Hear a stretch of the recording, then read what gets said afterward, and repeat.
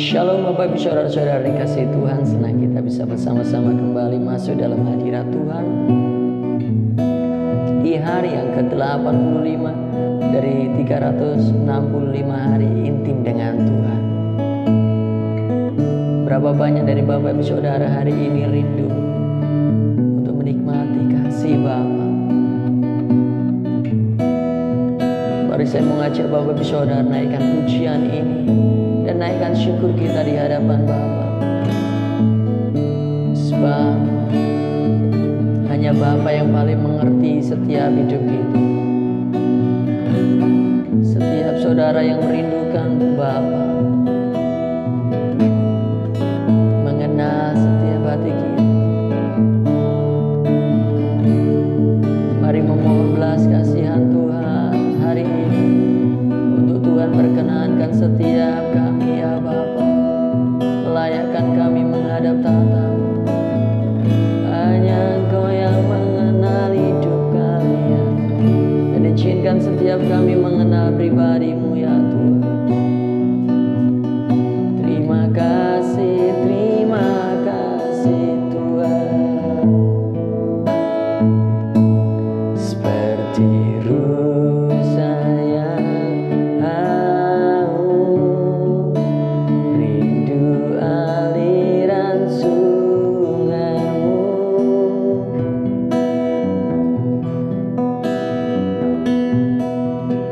Hati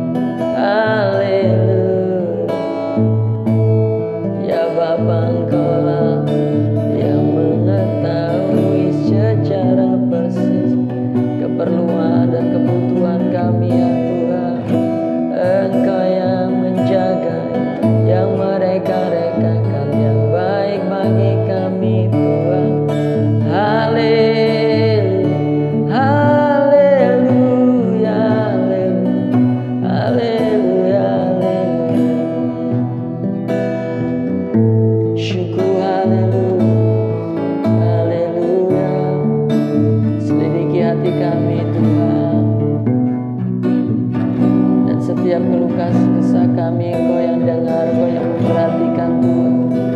Kami bersyukur, kami bersyukur.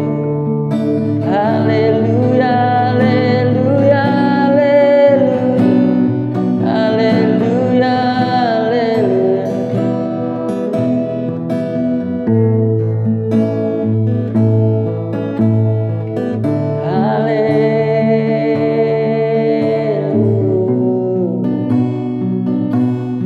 Kami bersyukur Engkau yang mengerti benar hidup kami. Tak kau pandang hina kedatangan kami, ya Tuhan. Engkau memagari kami. Terima kasih untuk masa depan yang pengharapan yang Bapa janjikan bagi kami. Kami bersyukur. Haleluya, haleluya, haleluya. Engkau tempat kami mengabdi, Engkau tempat kami mengadu Tuhan. Haleluya. Dengar setiap curhatan hati kami, ya Tuhan. Dengar setiap isi hati kami, ya Bapa. Baik yang kami terucapkan maupun yang tidak terucap, Tuhan. Ku percaya Engkau Tuhan yang peduli, Engkau yang memenuhi keperluan dan kebutuhan kami, menurut kekayaan dan kemuliaan nama-Mu. Oh haleluya, haleluya, haleluya, haleluya. Syukur, haleluya. Terima kasih ya Tuhan. Bentuk setiap kami Tuhan hari-hari ke hari Tuhan, untuk mengerti isi hati-Mu. Kami rindu mengalami Engkau, mengalami firman-Mu dalam hidup kami, dengan sebuah kebenaran yang datang daripada-Mu ya Tuhan. Terima kasih. Haleluya.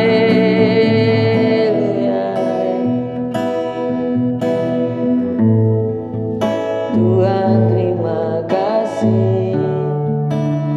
Terima kasih Tuhan.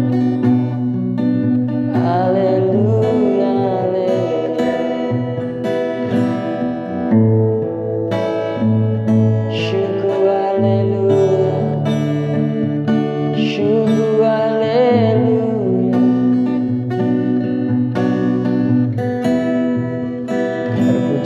Terpujilah Engkau ya Tuhan. Terpujilah nama-Mu ya Tuhan. Kami percaya ini ada dalam hadirat-Mu Tuhan.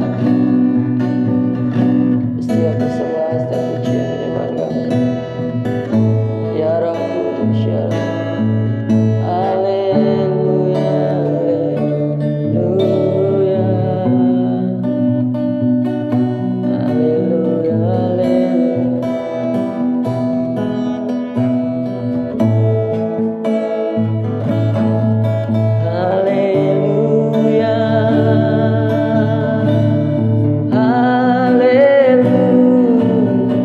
Syukur, haleluya. Ya layakkan setiap kami hari ini Tuhan menghadap tatamu yang suci. Layakkan kami menyembah-Mu ya Tuhan. Kami percaya Engkau Tuhan yang buat setiap jalan keluar bagi kami. Mari dengar isi hati kami ya Bapa. Engkau yang mengerti betul apa yang baik yang kami punya, dan Engkau juga mengerti dengan benar apa yang tidak baik yang ada pada kami. Kami bersyukur. Haleluya, haleluya. Oh haleluya, haleluya. Terima kasih ya Tuhan. Terima kasih ya Bapa. Izinkan hamba berdoa buat Bapak Ibu Saudara. Kiranya damai sejahtera yang melampaui segala akal, melihara pikiran, hati dan perasaan kita. Kiranya hari-hari yang terus diwarnai dengan kerinduan, membawa kita menghampiri Tuhan lebih dalam, lebih dekat lagi. Di dalam nama Yesus, Tuhan murnikan hatinya. Terpujilah Engkau, terpujilah Engkau ya Tuhan, terpujilah Engkau ya Tuhan. Syukur, syukur, haleluya, haleluya, haleluya, haleluya. Kami menyerahkan gereja-Mu Tuhan, kami merayakan pelayanan kami. Di dalam nama Yesus, kami satukan hati atas kami. Di dalam nama Yesus.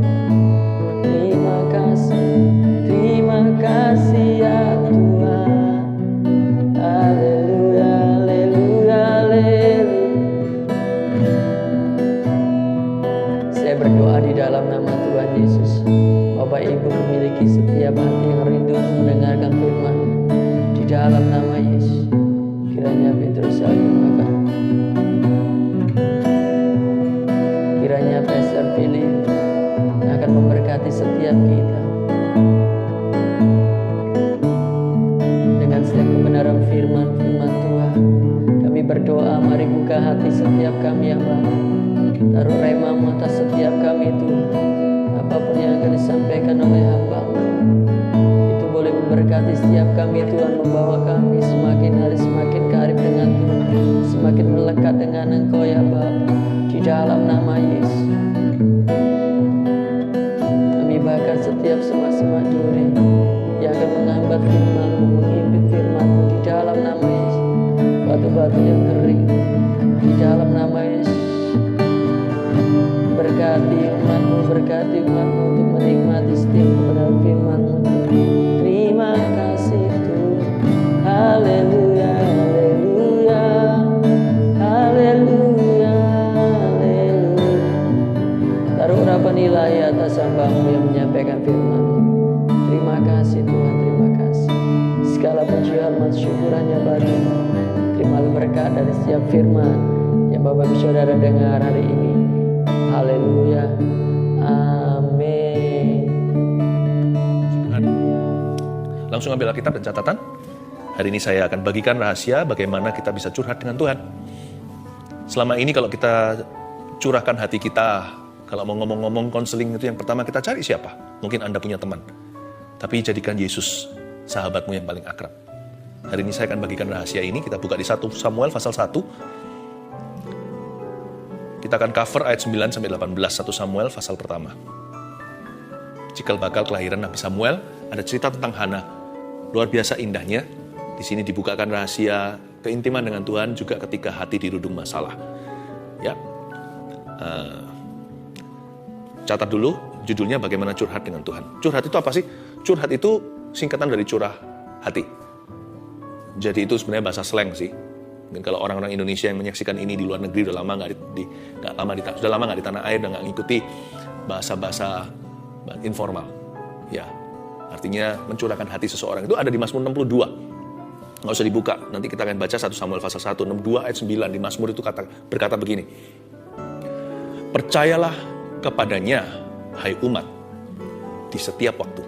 Jadi Tuhan bicara sama jemaat, hai jemaat, jemaatku, jemaatnya Kristus. Percayalah kepada Tuhanmu setiap waktu. Jangan sekali-kali, kadang-kadang, setiap saat, segala musim kehidupan, termasuk ketika hati dirudung masalah. Dan curahkanlah hatimu kepadanya. Kita disuruh curhat di hadapannya, sebab Allah kita adalah perlindungan.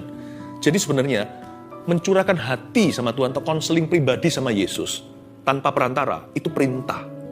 Itu bukan saran loh ya. Karena Mazmur 62 ayat 9 berkata, percayalah, lalu curahkanlah hatimu di hadapannya. Jadi, tapi gimana caranya Pastor Philip? Gimana kita curhat sama Tuhan itu? Bagaimana membangun keakraban? Nah di sini kita harus lihat trik-triknya. Setan akan berusaha untuk menghalangi. Karena itu kita harus mengerti dulu hati Allah. Hati Tuhan untuk kita. Kita baca 1 Samuel pasal yang ke-1 ayat yang ke-9 dulu. Pada suatu kali, setelah mereka habis makan dan minum di Silo. Silo itu tempat rumah Allah dulu. Berdirilah Hana, Sedang Imam Eli duduk di kursi dekat tiang pintu bait suci Tuhan. Ayat 9 berhenti di sana sebentar, saya kasih background story-nya.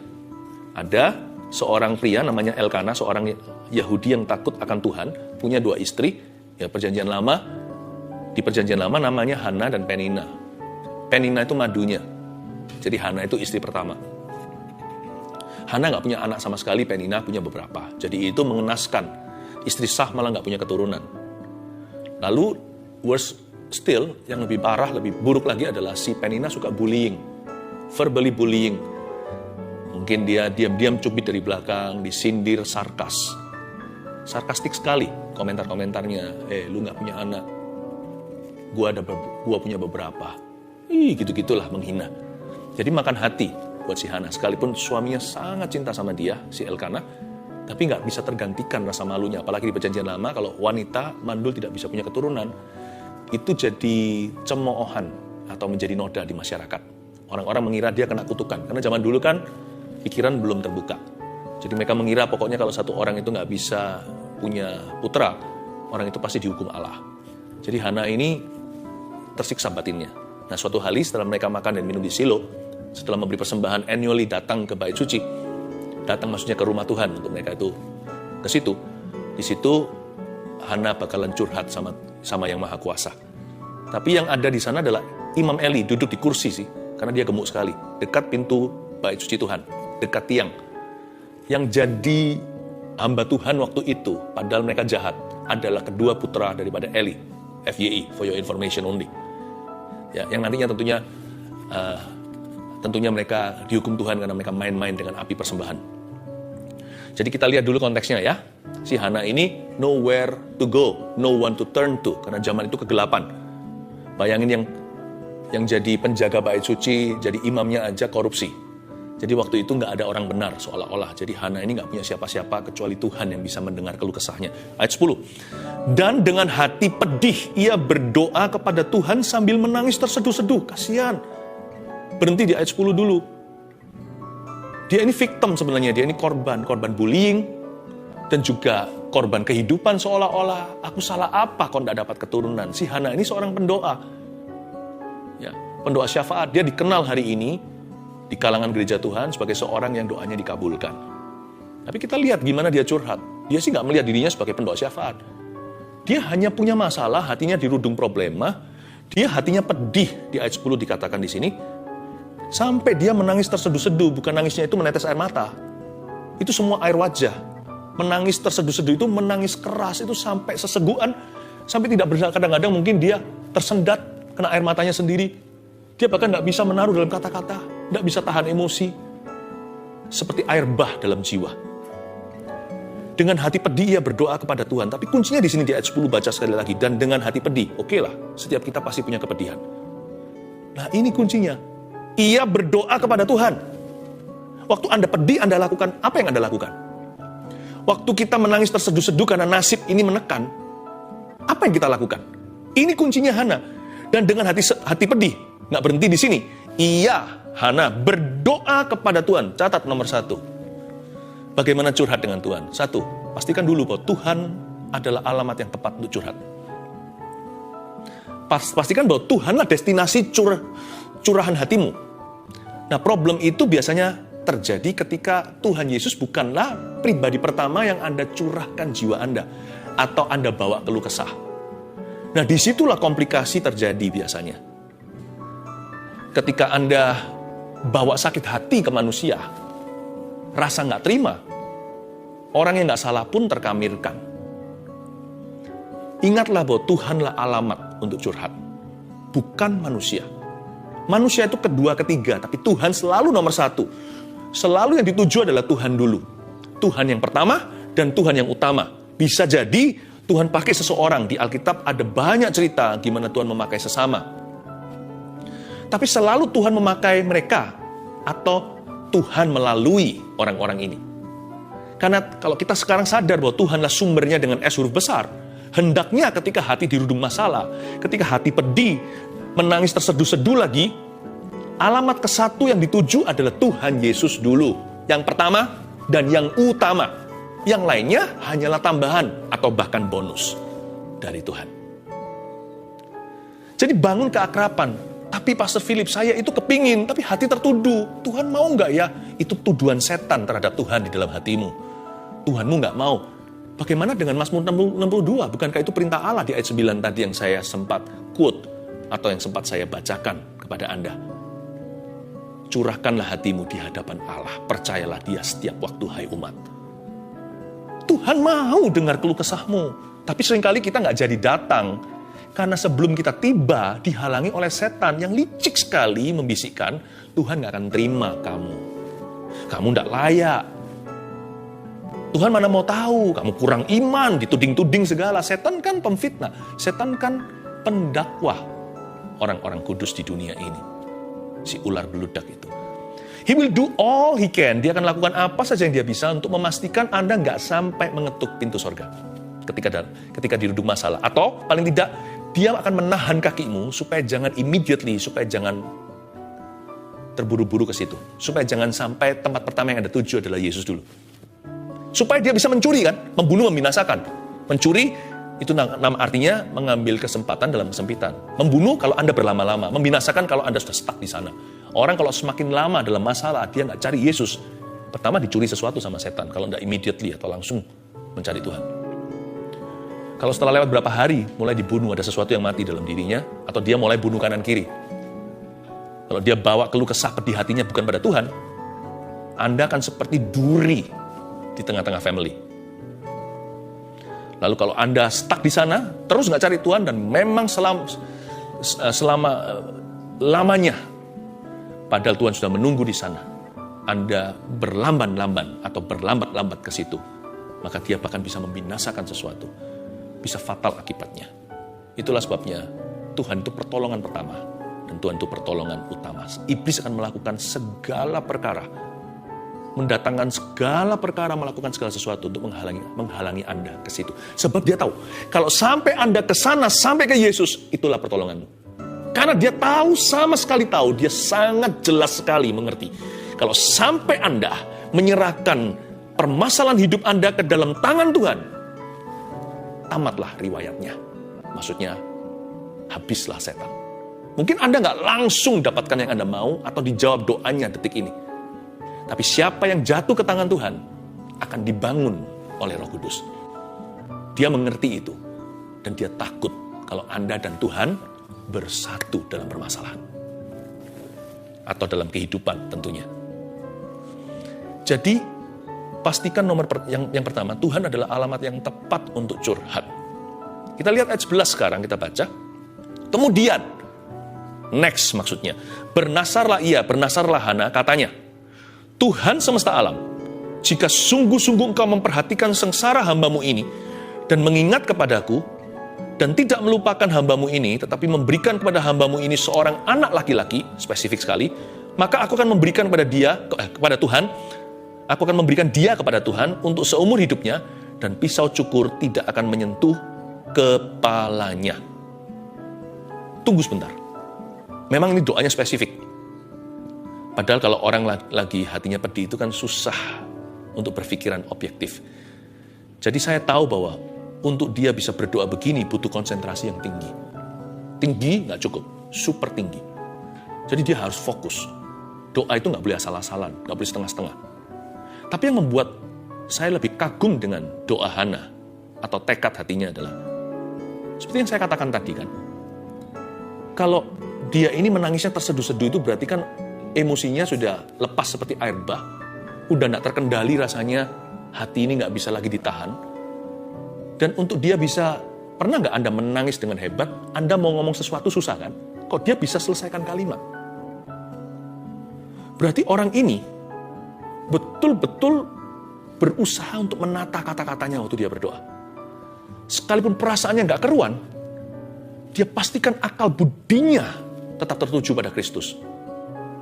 Dan dia pastikan juga bahwa dengan segenap pikirannya dia mengikut Tuhan di masa-masa seperti itu. Kembali ke ayat 11 kalimat pertama. Garis bawahi, kemudian bernasarlah ia, katanya. Poin kedua, bagaimana curhat dengan Tuhan. Yang pertama tadi adalah Tuhan adalah alamat yang tepat untuk curhat. Yang kedua, taruh perasaan dalam satu kalimat. Usahakan untuk Anda menaruh seluruh perasaan tidak keruan itu into one sentence at least, dalam satu kalimat. Kalau Anda baca, kalau Anda sungguh-sungguh seksama, ayat 11 itu yang dikatakan oleh Hana, kemudian bernasarlah ia katanya, lalu bla bla bla di bawah seluruh kalimat tadi, termasuk doanya yang spesifik dia minta anak laki-laki. Hana ini hanya mengucapkan satu kalimat loh. Memang agak panjang sih. Semua hanya dibubui koma. Tidak ada titik, lalu titik terakhir itulah akhir ayat 11 sebelum ayat berikutnya kita bahas. Hana tidak terlalu banyak bicara. Orang kalau hatinya pedih, dia nggak jual kata-kata. Dia nggak bergantung dengan kata-kata bijaksana atau susunan kalimat. Dia bisa ngomong sesuatu ke Tuhan aja dalam bahasa dimengerti oleh akal budi aja susah sekali. Untuk bisa menyelesaikan 3 kata dalam satu kalimat aja dengan suara sesenggukan yang isi air matanya bukan di mata lagi, di mulut, di hidung. Itu susah sekali. Karena Hana ini nggak hanya bicara di hati. Karena mulutnya komat kamit juga. Itu yang membuat nanti Eli salah mengerti. Dia berusaha untuk ngomong. Bukan diam, jangan pasif ketika Anda hatinya berat. Usahakan untuk memuji meskipun susah untuk memuji Tuhan. Makanya namanya korban pujian. Kayak tadi nyanyi pakai gitar atau keyboard, atau Anda hanya dengarkan musik yang mengiringi, atau nggak ada sama sekali hening cipta, tapi Anda mencoba nyanyi. Saya pernah loh dengar orang yang pedih hati mencoba memuji Tuhan, terharu sekali. Kalimatnya nggak jelas, tapi dia berusaha untuk mengucapkan. Dan Tuhan menghargai iman seperti itu. Taruhlah perasaan Anda itu dalam satu kalimat, panjang nggak apa-apa. Dengan demikian Anda menemukan focal point anti blundernya. Ketemu di dalam jiwa. Harus ketemu focal point-nya. Kalau enggak ya, hati orang pedih, lalu menangis terseduh-seduh. Kalau enggak nanti jangan-jangan curhatnya itu berujung hanya mau keluh kesah. No. Hana dari awal curhatnya itu dia tujukan untuk breakthrough. Curhatnya itu kepada Tuhan. Jadi bukan asal curah hati. Makanya di Mazmur 62 yang saya tadi ucapkan kepada Anda. Curahkanlah hatimu, kata Alkitab. Hai umat, di hadapannya alias kepadanya. Jadi curhat itu bukan solusinya. Pernah nggak Anda melihat orang mau konseling sama seseorang, tapi dia nggak cari jawaban atau solusi. Dia hanya mau pembenaran. Dia hanya cerita-cerita yang negatif semuanya. Saya pernah loh begitu, lalu saya tanya, Bapak atau Ibu ini sebenarnya datang ke saya itu mau dibantu menang, atau hanya mau didengarkan? Sekalipun ketika kita mengkonseling seseorang, kita harus memakai ilmu mendengarkan. Tuhan kasih kita 2 kuping, 1 mulut, berarti kita harus mendengar dulu. Tapi ada orang yang hanya mau didengarkan, tidak mau berubah. Itu bukan Hana. Hana menemukan focal point-nya. Dia kasih vaksin anti blunder dalam jiwa, sekalipun jiwanya sudah blunder nggak keruan. Jiwanya itu sudah nggak kelihatan do re mi fa sol la si do, udah nggak ada, nggak ada nadanya. Taruhlah perasaan Anda into one sentence, even though a long sentence. Kalau Anda baca tadi, Tuhan semesta alam, jika sungguh-sungguh kamu perhatikan sengsara hambamu ini, dan mengingat kepadaku, dan tidak melupakan hambamu ini, tetapi memberikan tetapi memberikan pada hambamu ini seorang anak laki-laki, belum tutup kalimat, maka aku akan memberikan dia kepada Tuhan untuk seumur hidupnya, dan pisau cukur tidak akan menyentuh kepalanya, titik. Just one sentence, amazing prayer. Makanya doa orang benar bila dengan yakin didoakan itu bedanya sama doa orang fasik apa? Orang Farisi suka bertele-tele. Orang benar itu one sentence. Tapi dia compact masukkan di situ seluruh protein keluh kesahnya. Dengan tujuan, Lord, this is what I want. This is what I'm struggling with. Ini yang aku inginkan, ini yang aku gumuli. Aku cari Tuhan. Terimalah keluh kesahku yang berujung keselamatan. Ya? Ayat 12.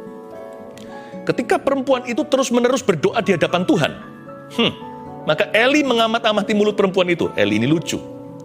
Lucu bukan untuk kita ketawa. Lucu yang membuat saya berkata, kok dia nggak peka? Ketika perempuan itu terus-menerus berdoa, ayat 12, di hadapan Tuhan. Terus-menerus loh ya berdoa. Dia nggak berhenti. Sampai kapan? Pertanyaannya. Nanti kita lihat. Ada titik balik. Ketika perempuan itu terus-menerus berdoa di hadapan Tuhan, maka Eli mengamat-amati mulut perempuan itu. Ada apa dengan mulutnya? Dan karena Hana berkata-kata dalam hatinya dan hanya bibirnya saja bergerak-gerak. Bibirnya itu bergerak-gerak. Tetapi suaranya tidak kedengaran. Maka Eli menyangka perempuan itu mabuk. Nah, ayat yang ke-12 ini catat dulu poin ketiga. Bagaimana curhat dengan Tuhan selain Tuhan adalah alamat yang tepat untuk curhat. Yang kedua, taruh perasaan dalam satu kalimat. Yang ketiga, terus berdoa hingga ada kelepasan damai sejahtera. Jadi si Hana di ayat 12, perempuan ini terus-menerus berdoa di hadapan Tuhan, sampai-sampai Eli salah paham. Dia mengamati mulut perempuan itu yang komat kamit, bibirnya bergerak-gerak sendiri. Sedangkan Hana sedang berdoa deep in her spirit. Dia sedang bergumul sangat dalam di dalam hatinya. Tapi suaranya nggak kedengaran. Maka Eli menyangka perempuan itu mabuk. Di dalam ayat-ayat yang kita baca barusan ini, di dalam konteks poin ketiga terus berdoa hingga ada kelepasan damai sejahtera, kita melihat dari such a thing, ada yang namanya deep prayer. Kita mengerti deep worship atau penyembahan yang dalam sekali. Ini doa yang sangat mendalam. In the New Testament, saya kok teringat di perjanjian baru yang namanya glosolalia. Glosolalia itu bahasa doa dalam bahasa roh atau bahasa lidah. Bukan bahasa roh yang diterima untuk menjadi pesan kepada seseorang yang harus diterjemahkan, tapi bahasa roh yang membantu kita dalam pergumulan. Roma 8, 26 dan 27 bunyinya begini, nggak usah dibuka. Saya hafal, saya beritahu Anda dulu untuk singkat waktu. Demikianlah roh kudus, R huruf besar, membantu kita dalam kelemahan kita, sebab kita sebenarnya tidak tahu bagaimana harus berdoa. Tetapi roh itu berdoa bagi kita dengan keluhan-keluhan yang tak terucapkan. Keluhan-keluhan yang tak terucapkan itu bukan berarti tidak mengucapkan keluhan-keluhan itu. Keluhan-keluhan yang tidak bisa diucapkan dengan bahasa manusia yang kita tahu. Tidak ada language known to man, tidak ada satupun bahasa yang ada dan eksis yang ada di dunia ini yang bisa mewakili perasaan kita waktu itu. Dan Allah yang mengenal hati nurani, dia tahu apa yang Roh Kudus itu doakan, yaitu bahwa Roh tersebut mendoakan orang-orang kudus sesuai dengan kehendak Allah. Jadi persis seperti yang kita gumulkan. Kita tidak bisa taruh dalam bahasa. Ada waktunya, ada orang tertentu berkata, pokoknya aku tidak bisa jelaskan. Tambah dipaksa, tambah nggak keluar. Allah yang membaca nurani itu artinya inilah deep prayer, doa yang begitu mendalam. Bukan lagi hati ke hati. Hati sendiri nggak mengerti kok apa yang sedang dia rasakan. Tapi roh ke roh. A spiritual prayer. The spirit praise. Roh kita berdoa dengan keluhan-keluhan yang tak terucapkan namun diutarakan. Itulah yang Eli lihat. Komat kamit. Perempuan itu mulutnya bergerak-gerak. Hanya bibirnya yang kelihatan bergetar. Memang yang dialami oleh Hana ini di perjanjian lama belum ada pencurahan Roh Kudus Pentakosta. Tapi coba bayangkan. Hana aja berdoa dengan sebelum zaman pencurahan Roh Kudus aja didengarkan, apalagi hari ini orang-orang yang sudah dipenuhi sama Roh Kudus. Saya yakin doa Anda pasti akan didengarkan oleh Tuhan. Teruslah berdoa. Sampai kapan? Hingga ada kelepasan damai sejahtera. Saya jadi ingat karunia itu. Jadi kalau Anda yang belum menerima bahasa roh, belum mengalami namanya baptisan Roh Kudus dengan tanda berbahasa lidah, minta pada Tuhan. Tuhan beri kok. Nggak mungkin Tuhan kasih kalajengking kalau yang minta roti. Tuhan nggak mungkin kasih ular yang minta air. Ayat berikutnya, ayat 13. Lalu kata Eli kepadanya, berapa lama lagi engkau berlaku sebagai orang mabuk? Aduh Eli kok begitu? Lepaskanlah dirimu daripada mabukmu. Tetapi Hana menjawab, bukan Tuanku, aku seorang perempuan yang sangat bersusah hati. Anggur ataupun minuman yang memabukkan tidak ku minum, melainkan aku mencurahkan isi hatiku di hadapan Tuhan. Mari kita praktekkan jangan menghakimi orang ketika mereka dalam pergumulan. Termasuk orang yang suka menilai menurut pengertiannya sendiri. Khususnya orang-orang yang berdoa in deep prayer, berdoa di dalam bahasa roh atau bahasa lidah. Just because you don't understand, just because hanya karena kita belum mengerti sesuatu, bukan berarti sesuatu itu tidak ada. Kalau saya bicara bahasa Jepang sekarang pada Anda, bagi orang yang tidak pernah dengar bahasa Jepang itu seperti nonsense, tapi dari sisi sananya, di sisi sananya orang yang mengerti bahasa Jepang itu berarti sesuatu. Bahasa lidah juga seperti tidak ada artinya, tapi dari sisi Allah yang membaca nurani, Dan yang mengutus Roh Kudus untuk membantu kita berdoa dalam kelemahan kita ketika kita tidak tahu bagaimana berdoa. Namun Roh itu berdoa bersama dengan kita. Menyampaikan keluhan yang tak terucapkan. Setiap kalimat dan kata itu ada artinya. Bukan kata-kata itu kita pisah-pisahkan lalu artinya apa, kamusnya di mana. Bukan. Kode rahasia itu membentuk kalimat yang don't make sense. Tidak masuk akal. Tapi semua kode itu di sebelah sisi situ didengungkan ada arti. Apalagi keluar dari hati yang bergumul sekali untuk keluarganya. Bergumul untuk masa depannya. Bergumul untuk bangsa dan negerinya. Kalimatmu bukan kalimat hampa. Karena itu, jangan menjadi generasi Eli yang menghakimi tanpa sebab. Itulah sebabnya doa yang begini seringkali disalah mengerti oleh kedagingan. Manusia kedagingan atau Kristen lahiriah yang tidak mengerti pekerjaan dan karya Roh Kudus. Saya ingin sekali menguatkan Anda, kalau Anda memang harus berdoa demikian, jangan izinkan orang lain menghakimi. Jangan marahi mereka jika mereka menghakimimu. Tapi jangan sampai terpancing, jangan sampai Anda juga jadi down karena perkataan orang. Prayer is between you and the Lord. Ya. Tapi kalau Anda tahu ada fasilitas seperti ini dari Tuhan, dari kerajaan sorga diberikan, mintalah. Mintalah Roh Kudus, Bapak memberikan Roh Kudus kepada barang siapa yang memintanya. Mintalah karunia itu. Mintalah glosolalia. Sekalipun bisa disalah ngerti dengan Kristen yang kedagingan atau Kristen yang lahiriah seperti Eli yang sudah jauh dari Tuhan. Nah, kita baca lagi di ayat yang ke-16. Jangan baca sekarang. Janganlah anggap hambamu ini seorang perempuan dursila. Sebab karena besarnya cemas dan sakit hati aku berbicara demikianlah lama. Betul-betul Hana ini mencurahkan isi hatinya seperti dikatakan di ayat sebelumnya, aku mencurahkan isi hatiku di hadapan Tuhan. Ada tipe-tipe doa yang mengosongkan keluh kesahnya ke hadapan Allah. Dia betul-betul selesaikan blundernya. Dia bisa temukan focal point untuk bisa menjelaskan apa yang dia mau atau apa yang dia gumulkan. Tapi logika hanya bisa menjamah sekian jiwa. Yang terdalam sampai roh kita, beban hanya bisa diangkat ketika kita berdoa. Bukan lagi dengan akal budi semata-mata, tapi dengan segenap hati kita curahkan jiwa kita di hadapan Allah. Hana tidak berhenti sampai menemukan satu kalimat yang dia sampaikan. Hana lanjutkan berdoa sampai hatinya merasakan. Memang wanita kan peka perasaannya. Kita harus belajar yang laki-laki. Dia berdoa sekalipun dia sudah temukan focal point atau kalimat yang dia sampaikan, tapi dia tidak berhenti berdoa. Sampai di jiwanya dia merasakan ada kelepasan damai sejahtera. Doanya nggak stop sampai seluruh kirbat jiwanya yang berat dikosongkan dari seluruh peluru yang tidak perlu. Ayat 17, jawab Eli, pergilah dengan selamat dan Allah Israel akan memberikan kepadamu apa yang kau minta daripadanya. Eli akhirnya mengerti. Bagusnya di sini. Eli berubah haluan dan berkata, oke, I'm sorry. Eli ini masih baik hati dan dia berkata, pergi dengan selamat ya. Allah Israel akan memberikan padamu apa yang kau minta daripadanya. Padahal Eli itu sudah tidak didengarkan doanya oleh Tuhan.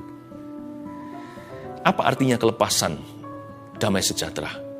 Kalau Anda sudah curahkan hatimu dan sampaikan kalimatmu, apapun jawaban dari Tuhan, sekali lagi, apapun jawaban dari Allah, jangan pandang sumbernya.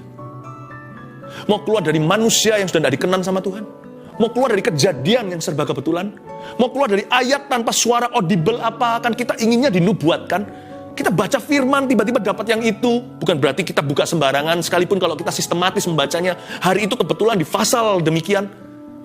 Apapun jawaban dari Tuhan, di ujung penghujung daripada doa Anda setelah Anda kosongkan seluruh kirbat dan pelurumu ke hadapannya, whatever God answer will be, apapun jawaban dari Yang Maha Kuasa, jangan pilih-pilih dan jangan pandang sumbernya. Jangan pandang kendaraannya.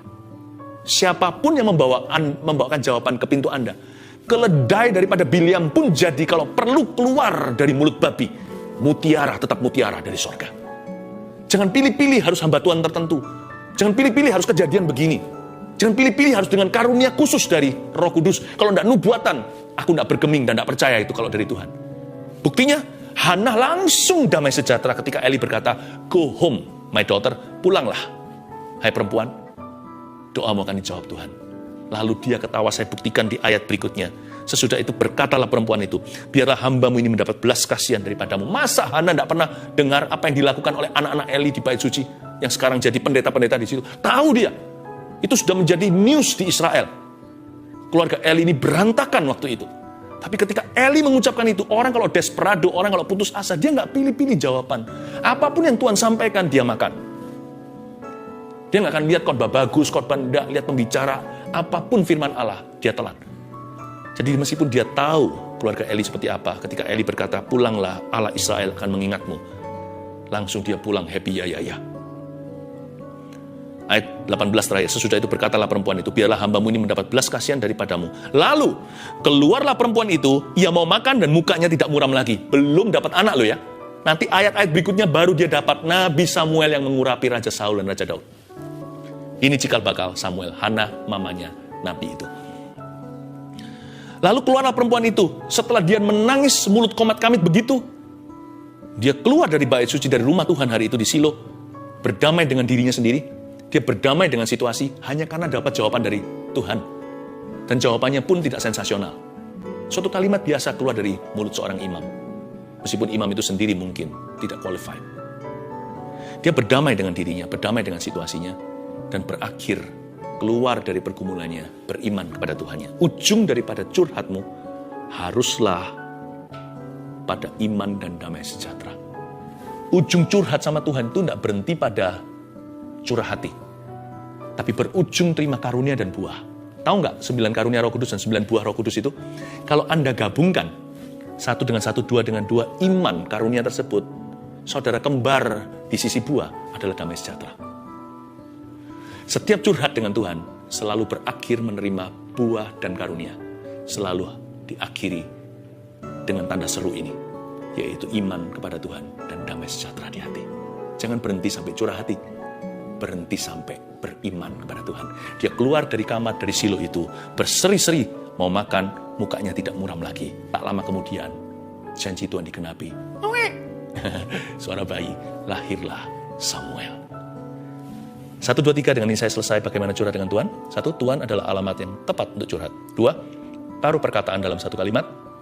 3, terus berdoa hingga ada kelepasan, damai, sejahtera. Mari kita